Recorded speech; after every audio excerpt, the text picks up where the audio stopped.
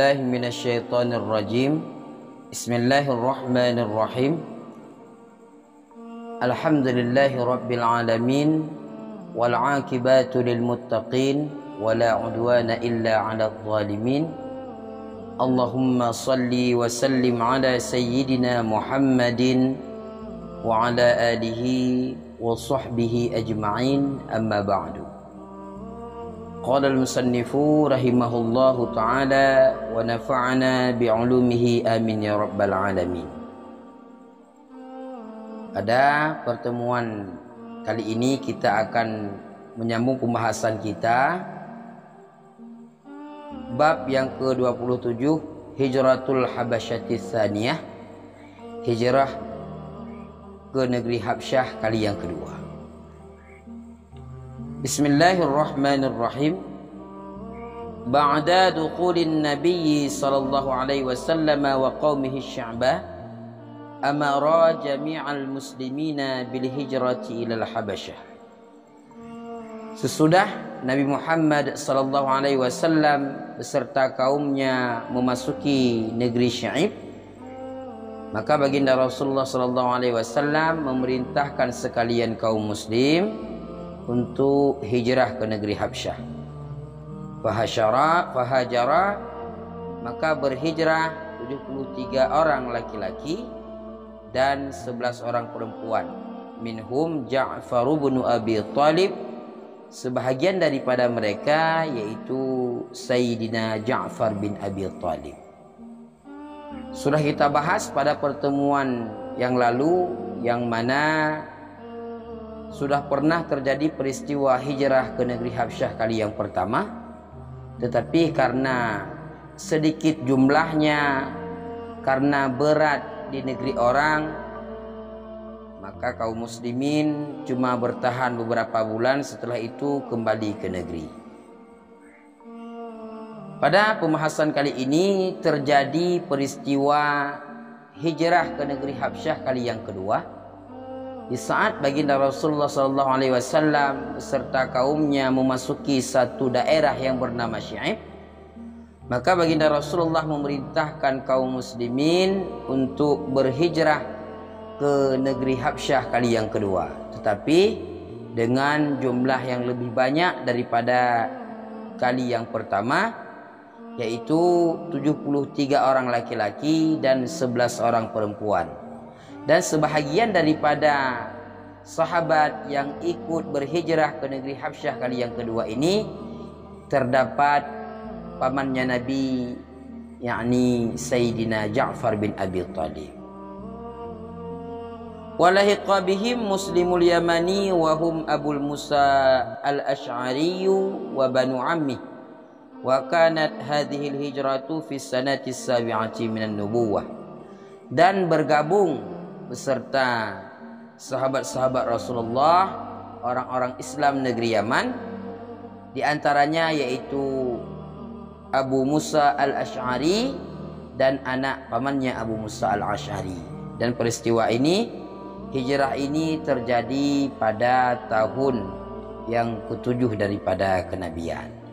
Jadi hijrah ke negeri Habsyah kali yang kedua ini, yaitu di saat Rasulullah beserta kaumnya memasuki satu daerah yang bernama Sya'ib, Rasulullah memerintahkan kaum muslimin untuk hijrah ke negeri Habsyah kali yang kedua dengan jumlah orang yang berhijrah yaitu 73 orang laki-laki dan 11 orang perempuan, di antaranya yaitu Sayyidina Ja'far bin Abi Thalib, dan ikut bergabung juga orang-orang Islam dari negeri Yaman yaitu Abu Musa al-Ash'ari dan anak pamannya Abu Musa al-Ash'ari. Dan peristiwa ini terjadi pada tahun yang ke-7 daripada hijrah.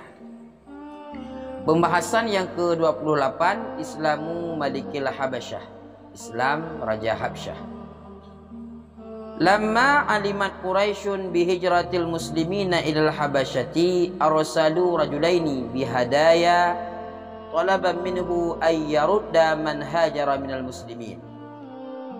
Manakala mengetahui oleh kaum Quraisy dengan hijrahnya kaum muslimin ke negeri Habsyah, maka kaum Quraisy mengutus delegasinya 2 orang laki-laki dengan membawa hadiah karena menuntut daripadanya Raja Habsyah untuk mengembalikan orang-orang yang telah berhijrah daripada kaum muslimin ke negeri Habsyah. Jadi di saat peristiwa hijrah ke negeri Habsyah kali yang kedua dengan jumlah yang lebih banyak, maka kaum Quraisy di saat mengetahui kaum muslimin telah berhijrah ke negeri Habsyah, mereka mengutus 2 orang laki-laki, yaitu Amr bin As, Sayyidina Amr bin As yang akhirnya beliau masuk Islam, dan Umarah bin Walid. Ini merupakan orang yang sangat pandai di dalam berbicara, makanya menjadi delegasi kaum Quraisy untuk menjumpai Raja Habsyah. Jadi 2 orang laki-laki ini, yaitu Amr bin As dan Umarah bin Walid, diperintahkan oleh kaum Quraisy untuk menuntut kepada Raja Habsyah agar mengembalikan orang-orang Islam yang telah berhijrah ke negeri Habsyah ini. Fa'aban Najashiyu taslimahum ba'da an akhbarahu Ja'far bin Abi Talib bihaqiqati dinil islamiyyi wa qara'a alaihi awwala surati Maryam. Maka engganlah Raja Najasyi untuk menyerahkan kaum muslimin sesudah mengkhabarkan terhadap Raja Najasyi oleh Sayyidina Ja'far bin Abi Talib tentang bagaimana hakikat daripada agama Islam ini, dan Sayyidina Ja'far membaca awal surah daripada surah Maryam.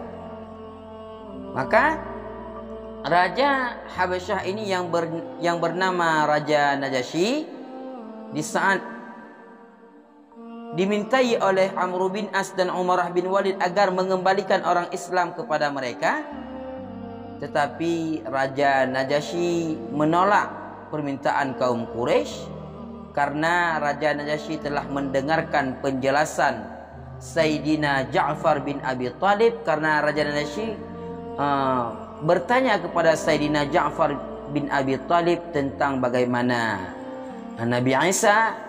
Maka Sayyidina Ja'far bin Abi Talib membacakan awal surah daripada surah Maryam. Bismillahirrahmanirrahim.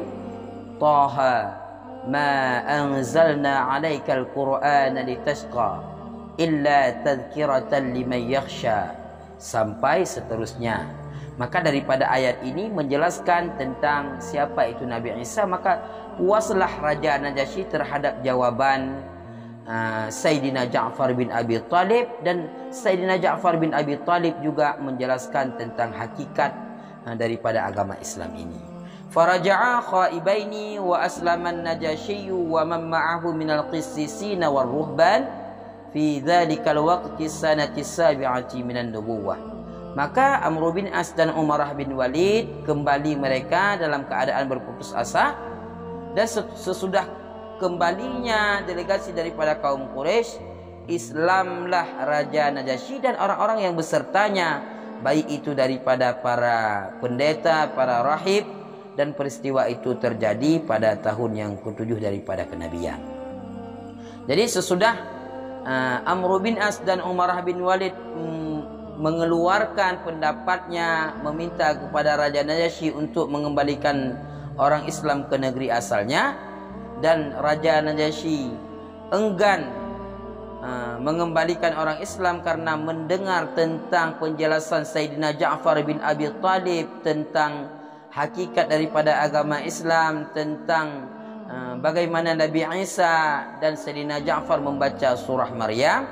Maka Amr bin As dan Umarah bin Walid kembali dalam keadaan berputus asa.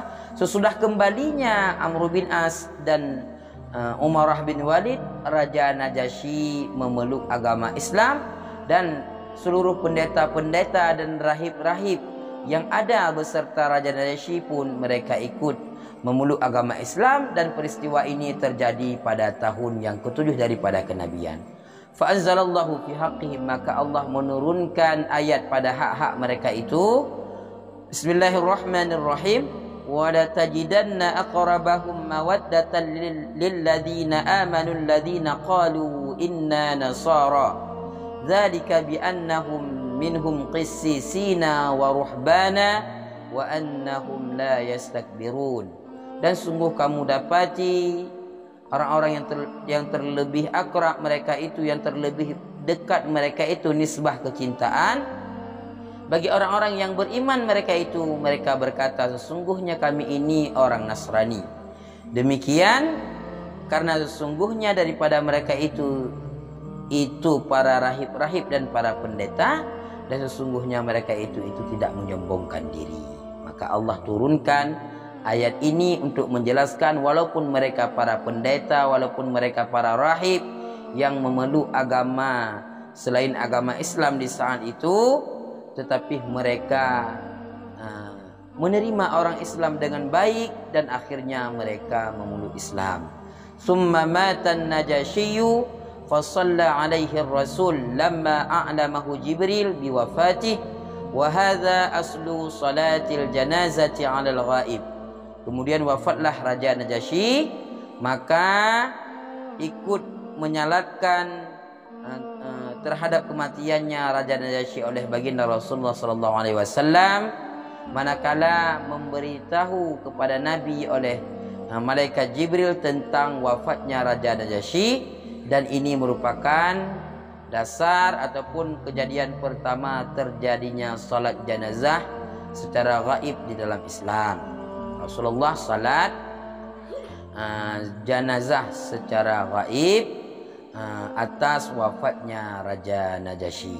Jadi kesimpulan daripada Islam Raja Habsyah, di saat orang Islam telah hijrah ke negeri Habsyah, maka mengutus oleh dua orang laki-laki oleh kaum Quraisy untuk meminta kepada Raja Najasyi mengembalikan kaum Islam yang telah berhijrah ke negerinya. Maka Raja Najasyi tidak mau menyerahkan orang Islam. Bahkan pada akhirnya Raja Najasyi beserta pengikut-pengikutnya, baik itu dari golongan rahib dan pendeta-pendeta, ikut memeluk agama Islam. Bahkan pada akhirnya di saat wafatnya Raja Najasyi, baginda Rasulullah SAW mensalatinya. Dan ini merupakan dasar ataupun kejadian pertama salat jenazah secara gaib di dalam agama Islam. Mungkin ini yang dapat kita sampaikan pada pertemuan kali ini.